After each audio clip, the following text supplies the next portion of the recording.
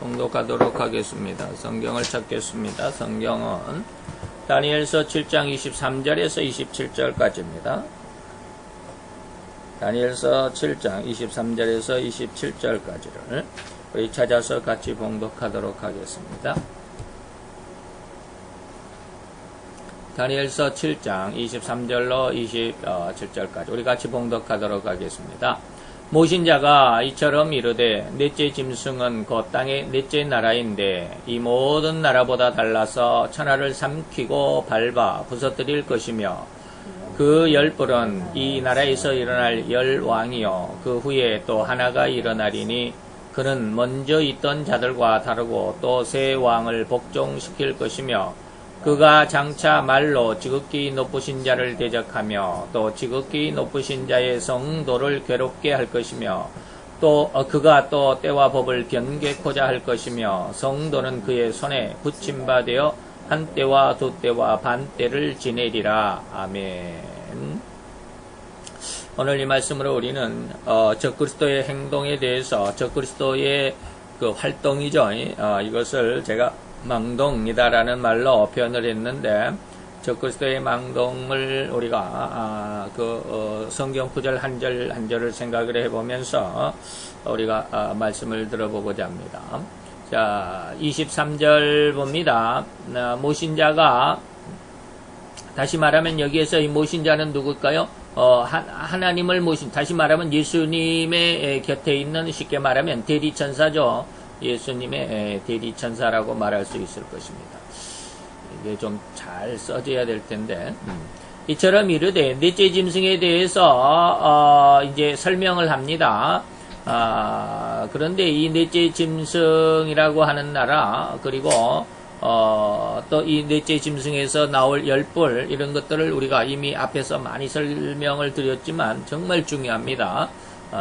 그래서 잘 기억하고 있어야 할 것이죠. 넷째 짐승은 그 땅에서 일어나는 네 번째 나라라고 했죠. 자, 그러면 네 번째 나라 우리는 너무나도 잘 알고 있죠. 지금 다니엘이가 이 환상을 보고 있는 때가 BC 550년이다라고 그랬습니다.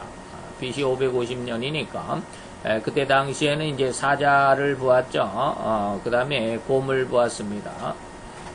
그 다음에 이제 표범을 보았습니다. 표범을 보았고, 그리고 네 번째가 이제 천리를 한 짐승이었습니다.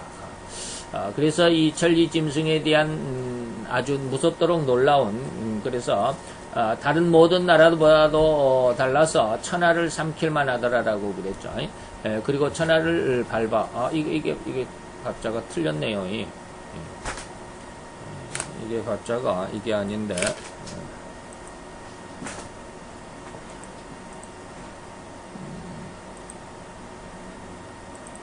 넘어갑시다. 그냥 잘 보고. 자, 다시 말하면 이 넷째 짐승은 뭡니까? 로마가 분명하죠. 이 넷째 짐승은 로마입니다. 로마입니다. 그리고 이것은 로마로 끝나버리는 것이 아니라 이 말은 또한 나중에 나올 적그리스도의 통일정부라고 해도 과언합니다. 물론 이것이 정확히는 열불에 해당할 그런 나라인데 열불과 연결이 되어 있으니까 미리 적그리스도의 통일정부다라고 이렇게 말씀을 드렸습니다. 말씀을 드리는 것이죠. 다시 말하면 이제 다니엘서 11장 우리는 지금 7장이지만 11장을 먼저 넘어가서 30절로 32절까지 내용을 보면 바로 이 적그리스도에 대해서 설명하고 있죠. 그가 거룩한 언약, 거룩한 언약은 뭐라고 그랬어요? 이게 바로 성경이라고 그랬죠. 하나님의 말씀인 성경입니다. 그래서 성경을 배반하는 자들, 뭐 성경을 곡해하고 성경을 반대하고 성경의 해석을 완전히 왜곡하는 이러한 사람들이죠. 이런 사람들을 중히 여긴다. 중히 여긴다라는 말은 뭐예요? 이 사람들을 아주 중직에 앉힌다라고 하는 것입니다. 그래서 나중에 보면 여러분들이 마태복음에 보면 마태복음 24장에 가보면 전 3년반과 후 3년반을 여러분들이 나눌 수 있어야 되는데 후 3년 반, 다시 말하면 적그리스도의 시대를 우리는 뭐라고 그래요? 후 3년 반이라고 그러죠. 후 3년 반이라고 그럽니다. 이것을 마태복음 24장에서는 24장에서는 어디로 하냐면 15절부터 28절까지가 이제 이 후 3년 반에 대한 내용을 예수님께서 설명한 그런 내용입니다.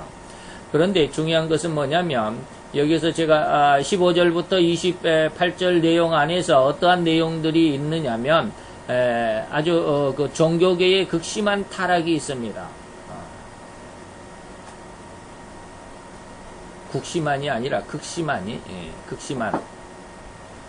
극심한 타락, 종교계가 엄청나게 타락할 것이다라고 하는 것입니다.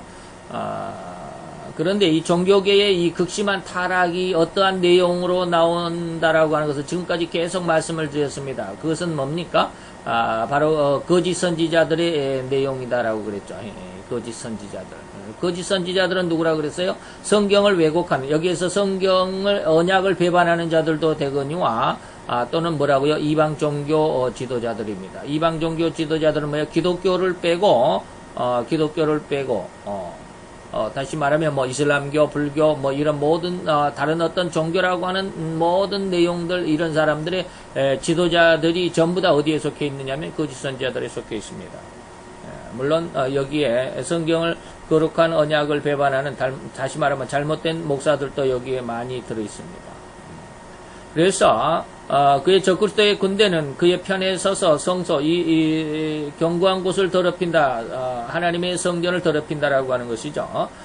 그리고 매일 드리는 제사를 폐하며 멸망케 할 미운 물건, 이것은 뭐라고 그랬어요? 이게 바로 세계 통일 정부다라고 그랬죠. 예. 이게 세계 통일 정부라고 그렇게 말씀을 드렸습니다. 이것을 세계 통일을 할 것이니까 세계 통일 정부를 세우게 될 것이죠. 그가 또 언약을 배반하고 악행하는 자를 괴율로 타락시킨다라는 말은 지금 말씀을 드리지는 않겠지만 여기 11장에 가가지고 말씀을 드리도록 하겠습니다만은 이 악행하는 자들이 어떠한 자들이냐면 쉽게 말하면 당시의 유대 종교 지도자들 중에서 이 안티오코스 에피파네스에게 가담했던 사람들이 있습니다. 다시 말하면 거룩한 언약을 배반하는 이러한 행동을 했던 사람들이죠. 거짓 목사들이죠. 거짓 목사들이 있습니다. 이러한 사람들을 의미하는데, 자, 우리는 그때 가서 다시 자세하게 말씀을 드릴 수 있을 것이고, 이러한 사람들을 괴율로 타락시킨다. 오히려 자기 밑에 두었지만, 중히 여겼지만, 그러나 결국에 가서는 다 뒤통수를 치는, 안티오코스의 특징이 그렇다고 그랬죠. 앞에서는 협상을 하고 뒤에서는 뒤통수를 치는 아주 간악한 자다라고 그랬습니다. 그렇지만 우리는 여기에서 큰 하나님의 은혜를 얻는다. 하나님을 아는 백성은 뭐요?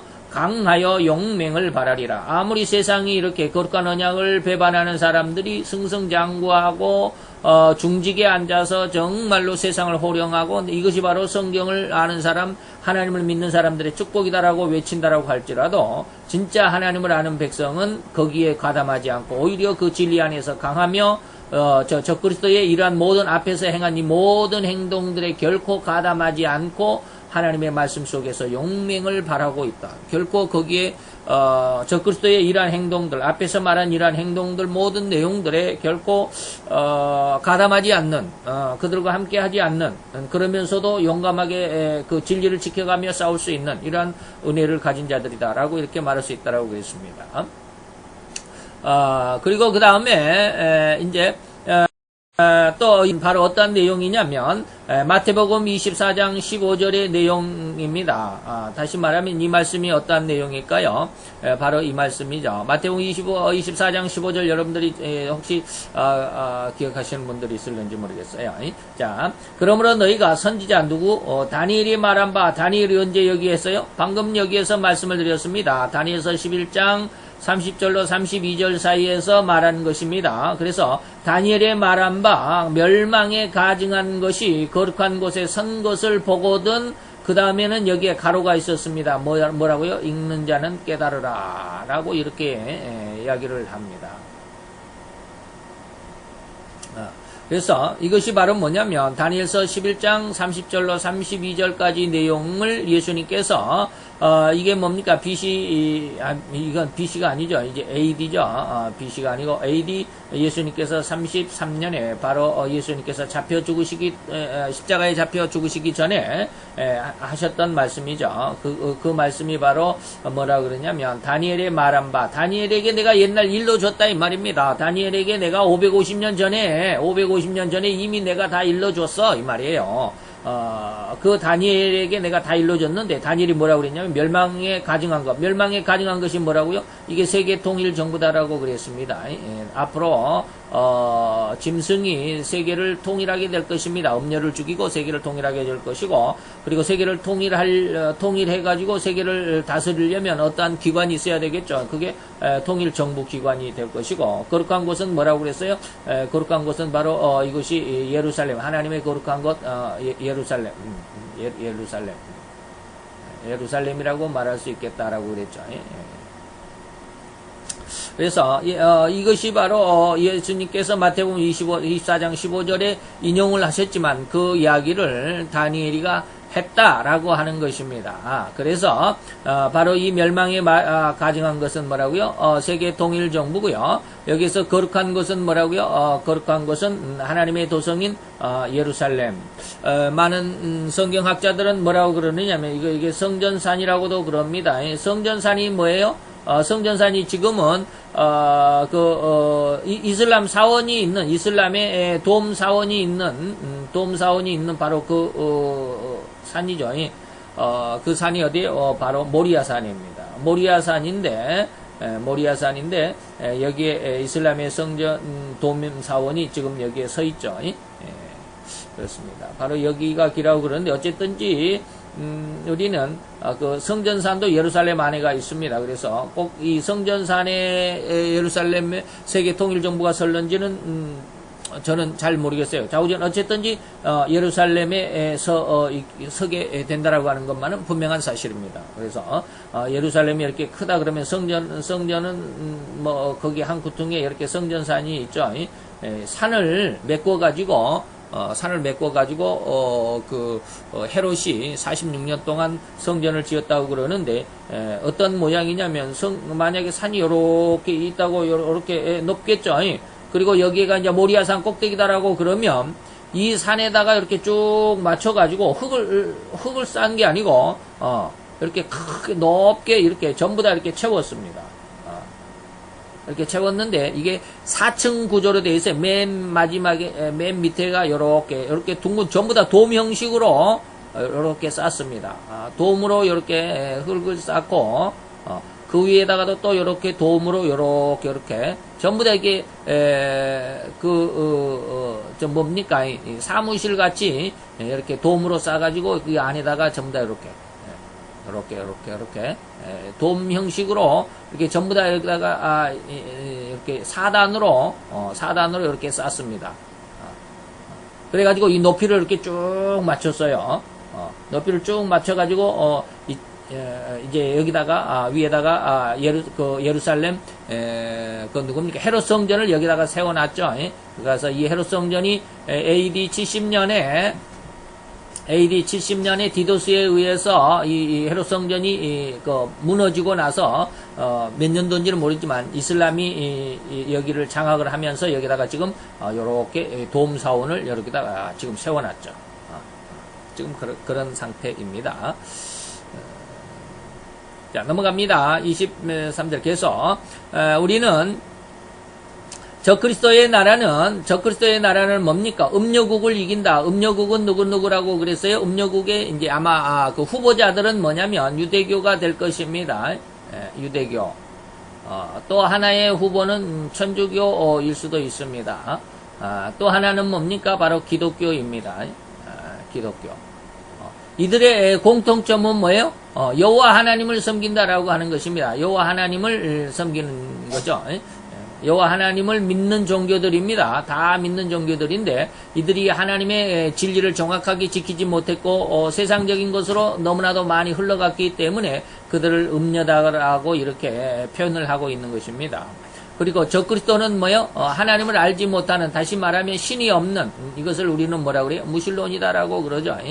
무신론의 국가와 음녀는 뭐요? 유신론이기는 하지만 신을 믿기는 하지만 지금 엉뚱한 진리를 떠나서 엉뚱한 세상적인 것으로 말미암아 부자가 되어 있는 이런 것을 음녀라고 그럽니다. 그래서 하나님께서 잘못된 자녀들을 징계하시는, 음녀를 징계하시는 도구로 적그리스도, 다시 말하면 짐승의 나라를 이용을 하셨고, 그래서 짐승이 세계를 통일하는 세계 통일 정부를, 그 세계 통일 제국을 세우게 되는 그런 것이죠.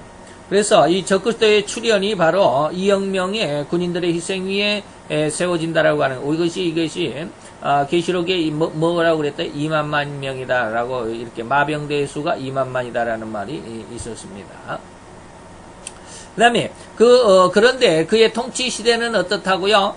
그의 통치 시대는 우리가 적그리스도가 세상에 태어나면 너무나도 무서운 일이 일어나기는 하지만, 그의 통치 시대는 3년 반밖에 안 되는데, 그 3년 반 동안에 어마어마한 일을 한다고 그랬죠. 인류의 3분의 1이 희생을 당합니다. 그런다고 해서 3분의 1이면 지금 뭐 70억이라고 그러면 23억에서 24억이라는 말을 제가 계속해 드리는데, 23억에서 24억 명이 죽게 될 텐데, 이 많은 사람들이 적그리스도에 의해서만 죽은 것이 아니라 자연재해에 의해서도 죽고요.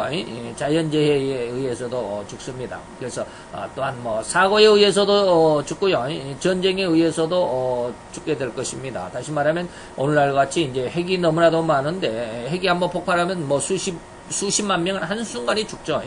그렇습니다. 뭐 자연재해, 쓰나미에 의해서 지난번 동남아 쓰나미에 의해서 뭐 23만 명이 한순간에 죽었다고 그러죠. 이처럼 어마어마하게 많은 그 숫자들이 이 3년 반 동안에 어마어마하게 많은 자연재해, 첫째 기근과 지진, 그럼에 또 농작물이 되지 않는 그런 한재에 의해서 수많은 사람들이 죽게 될 것이다라고 하는 것입니다. 자, 이러한 모습을 지금 말씀을 드리는데, 이 모습이 계시록에서는 이제 나팔, 대접은 계시록에는요 3가지가 있습니다. 계시록에는 3가지로 하나님께서 마지막 말세 7년 대환란을 말씀하시는데, 처음에는 인으로 표현을 하고요, 두 번째는 나팔로 표현을 하고요, 세 번째는 대접으로 표현을 합니다. 그런데 인은요, 이거 잘 알아야 됩니다. 전부 다 반복입니다. 이게 전부 다 반복입니다.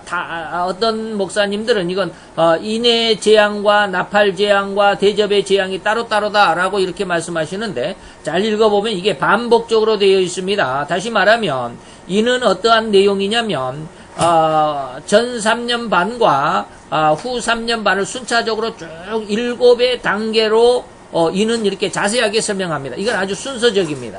순서적으로 쭉 이야기를 하는데, 나팔 재앙은 어떠한 형식이냐면, 인에서 말하는 것 중에 후 3년 반에 대한 내용을 쭉 이야기합니다. 후 3년 반. 이 점을 요거는 없애야죠. 후 3년 반, 후 3.5년에 대한, 다시 말하면 대환란에 대해서 이야기를 하고요. 이 대접은 후 3년 반에 대해서도 또한 아주 극악한 후 3년 반의 핵심을 이야기하는 그러한 내용이 되거든요. 그렇기 때문에 인보다는 나팔이 대환란에 대해서 좀 더 정확하게 다시 한번 반복을 하고, 나팔에 대해서 좀 더 핵심적인 것들을 대접에서 7대접에서 다시 한번 반복을 합니다. 그러니까 나팔 7나팔에 없는 것들은 인해가 있습니다. 다시 말하면 전 3년 반, 다시 말하면 첫째부터 넷째 인까지가 전 3년 반인데요. 이게 전 3년 반에 대한 내용입니다. 전 3년 반에 대한 내용이고요. 5째 인부터 해서 6째 인이 바로 후 3년 반에 대한 내용이거든요. 바로 이 5째 인과 6째 인에 대한 내용. 어떻게 보면 이제 5째 인은 서론이 되겠죠. 하나님 우리가 적그리스도에게 이렇게 많은 피해를 당했는데, 우리의 피를 신원해 주기를 언제까지 기다리시겠습니까? 라고 탄원서가 바로 이제 5째 인이고, 그 탄원서에 의해서 나타나는 재앙이 6째 인의 재앙인데, 이 6째 인이 바로 후 3년 반에 대한 내용입니다. 근데 이 6째 인에 대한 후 3년 반에 대한 내용을 나팔에서는 7개의 나팔로 아주 강력하게 이야기를 하고 있습니다. 그래서 6째 인에 대한 내용이 7나팔로 나타나 있습니다. 그러죠. 그래서 이걸 좀 좀 전반적으로, 지금 제가 말씀을 드렸는데, 자, 그러면, 지금 이 6째 인에 해당하는 내용은, 계시록 6장에 아주 짤막하게 나와 있지만, 계시록 8장에서는 8장, 9장, 10장은 넘어가고 11장까지 해서 3개장에 아주 자세하게 기록을 해놨습니다. 후 3년 반에 대한 내용. 그래서 나팔이 7개인데 첫째 나팔에서는 어떠한 그 재앙이 나타나느냐면 피가 섞인 우박이 떨어지고 불이 땅에 쏟아진다라고 그랬습니다. 어떻게 보면 현대 과학자들, 현대 신학자들이 이것을 아마 에스겔 당시에는 이 포탄이 불이 붙은 포탄이죠. 이 미사일 같은 거 꽁무니 불을 달고 다니죠. 추진 로켓이 있기 때문에 그러니까 아마 이러한 것들을 에스겔을 지금 다니엘은 지금으로부터 막 2600년 전에 사람이죠. 그러기 때문에 미사일 같은 것을 아마 몰랐을 가능성이 너무 짙죠. 몰랐죠. 뭐 그때 당시에 활이나 창이나 칼이나 뭐 이런 것밖에 없었던 시대니까 이렇게 불을 로켓에 불을 뿜어내는 그런 미사일이나 로켓을 보지 못했을 것입니다. 그래서 아마 피가 섞인 우박이나 그 불이 땅에 떨어졌다라고 이렇게 말할 수도 그렇게 해석을 하시는 분도 있는데 일리는 있죠. 뭐 그렇습니다. 어쨌든지 이러한 쉽게 말하면 그 미사일이나 이러한 포탄들이 땅에 떨어짐으로 인해서 땅과 수목과 푸른 풀의 3분의 1이 타서 사유였다. 불에 타져서 없어져 재가 되어버렸다라고 하는 것입니다. 이게 바로 이제 첫째 나팔이고요. 둘째 나팔 때는 어떠한 내용이 있느냐면 불 붙는 큰 산과 같은 것이 바다에 떨어졌다라고 그럽니다. 불 붙는 큰 산, 어마어마한 뭐라 그럴까? 요즘으로 말하면 핵폭탄이 떨어졌는지 어쨌든지 그렇습니다. 그래서 첫째 나팔에서는 땅이죠. 땅에 떨어지지만 둘째 나팔은 바다에 떨어집니다. 바다에 떨어지죠. 자, 땅과 바다에 떨어진다라고 하는 것입니다. 그래서 바다도 역시 3분의 1의 피해를 입게 될 것이다라고 하는 것입니다. 그 다음에 셋째 나팔을 보면 셋째 나팔 때는 어떠냐면 이 횃불 같은 큰 별이 하늘에서 떨어졌다라고 그러는데 여기에서 이 횃불 같은 큰 별은 뭐냐면 이게 바로 이제 쉽게 말하면 짐승이 다시 말하면 그 용이 말이죠. 용이 하늘에서 용이 하늘에서 공중으로 떨어졌죠. 하늘에서 하나님 앞에 징계를 받아 가지고 어떻게 이게 하늘이라기보다는 뭐라고 표현을 해야 되느냐면 하나님의 영계죠. 영계. 하늘이라기보다는 영계라고 표현을 해야 될 겁니다. 영이 원래는 영계에 있었습니다. 하나님 앞에 있었죠. 영계에서 하나님 앞에 반역을 하기 때문에 하나님께서 내쫓았죠. 그래서 이 하늘 공중으로 쫓겼죠. 하늘에서 이제는 땅으로 내려오게 될 것입니다. 땅에서 이제 또한 무저갱으로 또한 내려가게 됩니다. 무저갱에서 다시 불못으로 내침을 당하게 될 것입니다. 어쨌든지 이게 바로 뭐냐면 사단입니다. 하늘에 별이 떨어졌다라고 하는 것은 이 강과 물샘에 3분의 1이 쓰게 되어 많은 사람이 죽는다라고 그랬는데 이것이 뭐냐면 바로 잘못된 성경 해석입니다. 다시 말하면 성경을 왜곡시키는 내용들이죠. 잘못된 성경 내용들. 그래서 강물의 3분의 1이 강과 물샘에 이 쓴 쑥이라고 그랬는데 이거 별을 쓴 쑥이라고 그러는데 성경을 왜곡하고 성경을 잘못 해석하고 곡해하는 이러한 것으로 인해서 수많은 사람들이 이단과 사이비에 빠져서 거기에서 많은 피해를 당할 것이다라고 하는 것이 셋째 나팔입니다. 넷째 나팔 때는 이제는 해와 달과 별의 3분의 1이 어두워진다라고 이렇게 말합니다. 3분의 1 다시 말하면 이걸 어떻게 보면 자연적인 상황 속에서 오늘날도 여러분들이 자연재해에 대해서 동영상들이 유튜브에 많이 떠 있습니다. 여러분들 그런 걸 모아서 좀 보면 좀 이해할 수 있는 그런 내용들이죠. 그래서 이 태양의 지금 이 지구의 1도의 온도 차이에 의해서 어마어마한 변화가 일어나죠. 다 지금 여러분들에게 설명해 드리고 싶지는 않지만 이 지구가 1도가 올라가면 얼마만큼의 큰 손해가 있는지 그러한 동영상도 많이 있습니다. 어쨌든지 이러한 자연적인 재해뿐만 아니라 영적인 의미에서 이런 것 해와 달과 별은 뭡니까? 별은 뭡니까? 이게 선지자들입니다. 선지자들입니다. 달은 뭡니까? 바로 그리스도인데 적그리스도입니다. 그리스도인데 적그리스도죠. 해는 뭐냐면 하나님을 대신한 사단입니다. 이러한 그 사단에 의해서 세상이 이렇게 어두워진다라고 해석을 해도 절대 틀리지는 않을 것이다라고 하는 것입니다. 그 다음에 넷째 나팔까지 이제 8장에 나와 있는 이제 넷째 나팔 했고 이제 9장으로 넘어가 보면 다섯째 나팔이 있는데 이 넷째 나팔 때는 뭐가 선포가 됐느냐면 세계화가 선포가 됩니다. 앞으로 세 번의 화가 엄청난 화가 이 지상에 나타나게 될 것이다라고 이렇게 독수리가 이제 날아가면서 화를 선포하게 되는데 9장으로 넘어가면서 다섯째 나팔이 바로 이제 첫째 화가 되죠. 첫 번째 화가 되는데 얼마만큼 큰 어려움이냐면 무저갱의 열쇠를 가진 별이 땅에 떨어졌다라고 하는데 이게 바로 누구냐면 이게 바로 적그리스도죠. 적그리스도입니다. 적그리스도가 이 땅에 떨어지게 되죠. 그래서 이 세상을 장악하는 이게 이제 후 3년 반에 그 어마어마한 대환란의 시작이 되겠죠.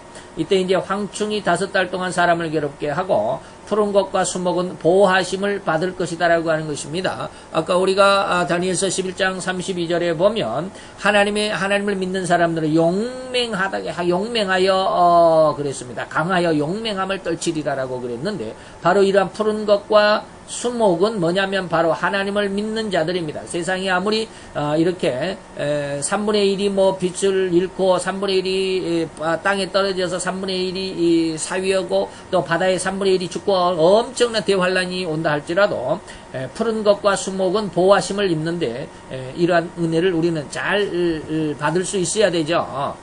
정말로 중요한 시대입니다. 여섯째 나팔 때는 이제 두 번째 화인데요. 여섯째 나팔이 부러지니까 하나님의 금제단에서 대환란의 명령이 내립니다.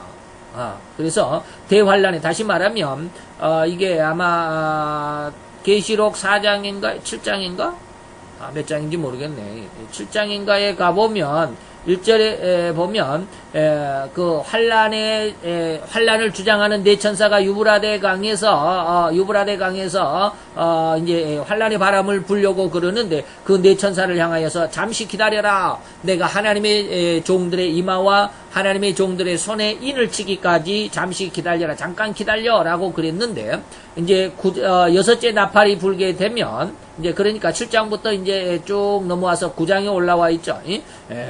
그래서 9장에서 이제 이 네 천사들이 활동이 드디어 풀려서 활동이 시작하는 겁니다. 잠시 7장에서는 잠시 기다려 잠깐 했는데 잠깐 한 그 사이 시간이 끝나서 9장에 여섯째 나팔이 불면 그 시간이 끝나고 이 네 천사들의 활동이 시작이 되는 것입니다.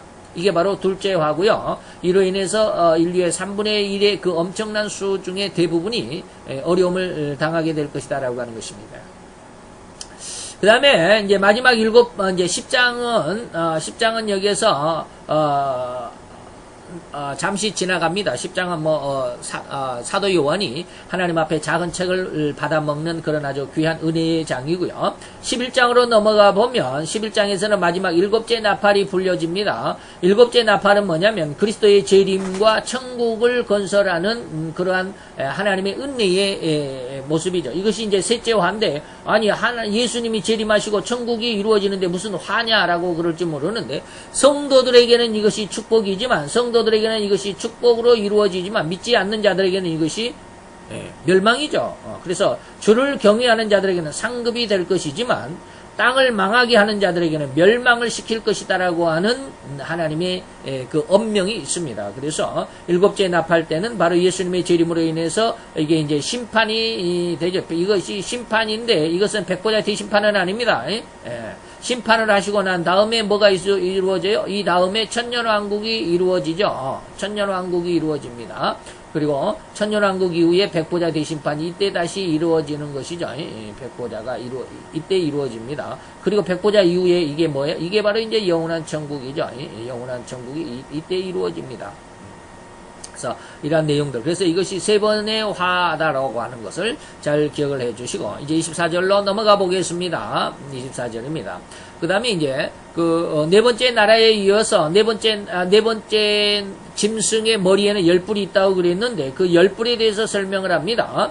10뿔은 누굽니까? 이것은 이제 유럽 연합체고, 다시 말하면, 로마가 10개 나라로 분립이 됐다라고 그러죠. 분리 독립이 돼서 10뿔이라고 그러는데, 이 모든 나라가 한 나라에 그 후에 또 하나가 일어나게 될 것인데, 이 또 하나가 누굽니까? 이게 바로 적그리스도입니다. 적그리스도입니다. 또 하나가 일어나리니 그는 먼저 있던 자들과는 다르고 또 새 왕을 복종시킬 것이다 라고 하는 것입니다. 적그리스도가 새 나라와 새 왕을 정복하고 나타날 것을 의미합니다. 이 적그리스도는 어디라고요? 우리가 이미 다 배웠습니다. 에스겔서 38장을 우리가 잘 이해를 한다면 그 나라가 어디라고요? 바로 오늘날 러시아가 될 것이라고 그랬습니다. 그런데 정확히는 이것이 성경적으로 이것이 해석이 들어가야 될런지는 모르지만 지금 러시아 푸틴이 한 나라를 지금 복속을 시켰죠. 한 나라를 복속을 시켰습니다. 여러분들이 이해하시는지 모르겠어요. 이거 크로아티아인가 하는 나라 밑에 있는 나라인데, 이게 성경 해석에 새 나라의 새 왕을 정복한다라고 하는 것 중에 한 나라가 될런지는 지내봐야 알겠지만, 저도 아직 여기에 대해서는 잘 모르겠지만, 이 크로아티아, 지난번에 작년인가요? 아주 시끌벅적했습니다. 미국에서 절대로 푸틴에게 그 나라 복속시키지 말아라라고 그랬는데, 푸틴이 아니야, 나는 복속을 시킬 거야 라고 했습니다. 근데 왜 그러냐면, 이 나라가 옛날에 소련 당시에 이 나라, 여기가 바로 어마어마한 해군의 병참기지가 있습니다. 소련의 해군 병참기지가 있었거든요. 거의 해군의 3분의 러시아의 3분의 1의 군사력이 바로 이 나라에, 크로아티아가 하는 이 나라에 있었습니다. 근데 이 나라를 러시아로 합병을 시켰죠. 작년인가 합병을 시켰습니다.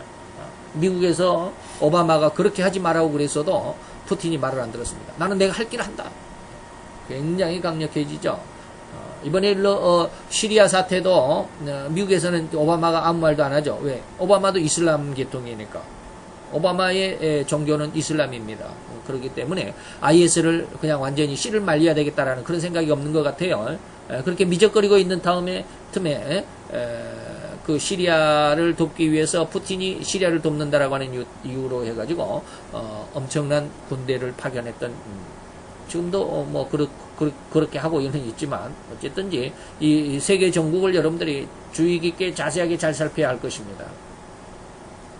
그 다음에 25절로 넘어갑니다. 그가 장차 말로서 이 말입니다. 어떻게 했어요? 그는 큰 말하는 입을 가졌다라고 이렇게 큰 말하는 입을 가졌다라고 표현했죠. 그래서 이 말로 뭐예요? 지극히 높으신 자를 대적한다. 지극히 높으신 자가 누구요? 하나님을 대적하죠.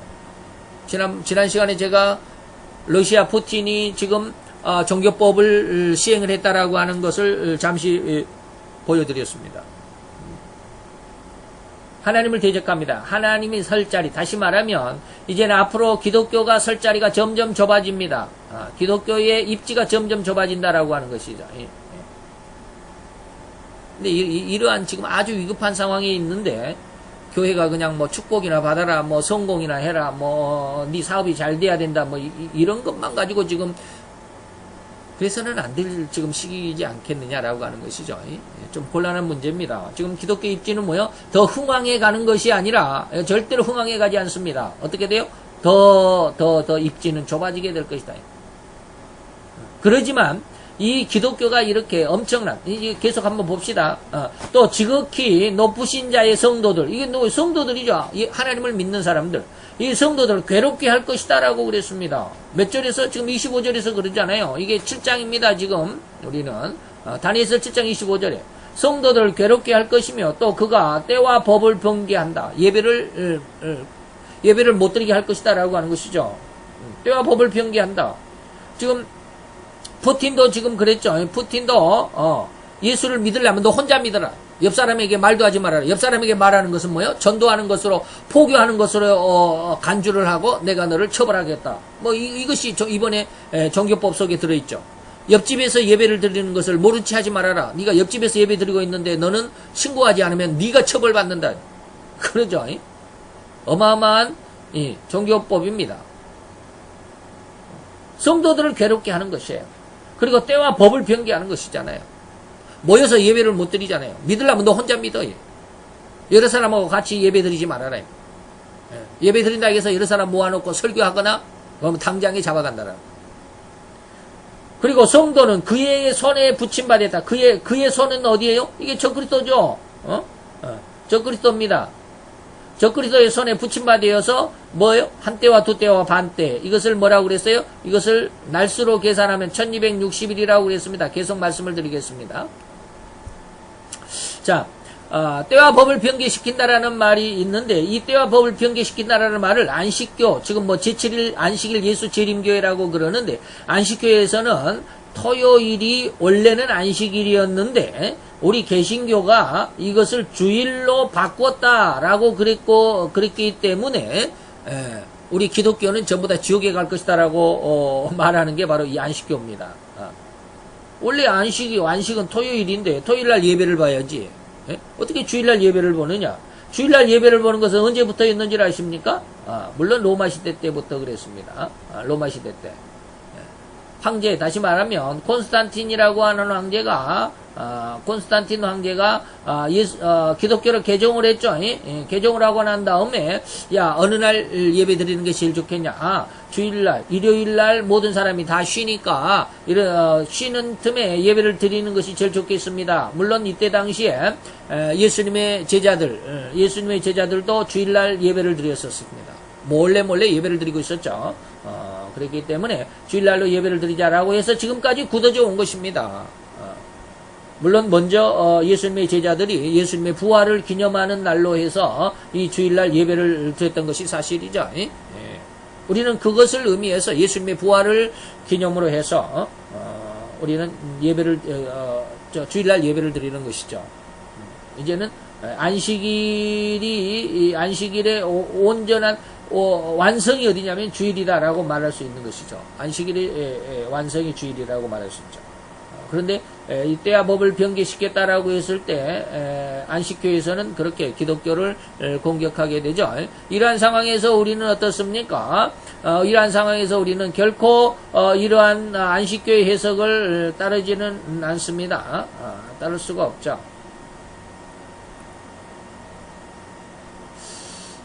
자, 그 다음에 한때와 두때와 반때라고 그랬습니다. 한때와 두때와 반때는 뭐요? 이는 적그리스도의 시대죠. 적그리스도의 통치기간을 말한다고 그랬습니다. 우리가 지난 시간에 보면 반드시 잠깐 동안 그랬는데 그 잠깐 동안이라는 말이 여기에서는 이제 25절에서 한때와 두때와 반때라고 그랬는데 이것을 날수로 계산하면 1260일입니다. 그리고 년수로 계산하면 후 3년 반, 3년 반입니다. 달수로 계산하면 42달입니다. 그리고 때로 계산하면 세때 반이다라고 하는 것입니다. 이 네 개가 후 1260일, 그 다음에 세때 반, 그 다음에 42달, 그 다음에 3년 반이 다 똑같은 기간을 의미하고 있습니다. 그래서 어떤 분들은 이 1260일을 1260년이라고 그랬는데 이것은 절대적으로 잘못된 해석이다라고 그랬습니다. 이런 해석을 따라서는 안 됩니다. 오늘 우리가 23절, 24절, 25절까지 하나님의 말씀의 은혜 가운데서 이 말씀 속에서 적그리스도의 어떠한 그런 행동 그리고 적그리스도의 잘못된 모습 안에서 망동 안에서 우리는 결코 그 적그리스도와 함께 해서는 안 된다라고 하는 것을 꼭 기억을 해 주시기를 바랍니다. 오늘의 설교의 핵심 내용이 바로 그런 것이죠. 꼭 기억을 하시고 시대의 어떠한 그 변화, 시대의 어떠한 흐름 속에서 나는 어떠한 모습으로 하나님의 말씀과 동행할 것인가를 잘 결정을 지을 수 있게 되기를 바랍니다. 우리 다 같이 기도하겠습니다. 할렐루야. 주님 여호와여, 주께 감사를 드리나이다. 주의 영광 앞에 있어서 아름답고 귀한 이한 날 우리에게 허락하여 주셨사오니 이 날을 통하여 주의 영광을 이루게 하시고 이 날을 통하여 하나님과 온전한 교제가 이루어지게 하시고 하나님의 사랑을 깊이 깨닫는 귀한 은혜에 이 시간, 그리고 하나님의 귀한 아들과 딸들, 그리고 하나님의 영광을 찾아가는 주님의 귀한 성도들이 되게 도와주시옵소서. 주의 말씀을 깊이 생각하게 하시고 깊이 기억하게 하시고 세상의 변화에 따라서 이 말씀이 우리에게 생명이 되게 하시되 우리의 삶을 이끌어가는 귀한 표준, 또한 기준점이 되어가며 아버지며 이정표가 되어갈 수 있는 귀한 은혜의 역사, 힘이, 그리고 권능이 되게 하여 주옵소서. 예수 그리스도의 이름으로 감사와 기도드려 싸움나이다. 아멘.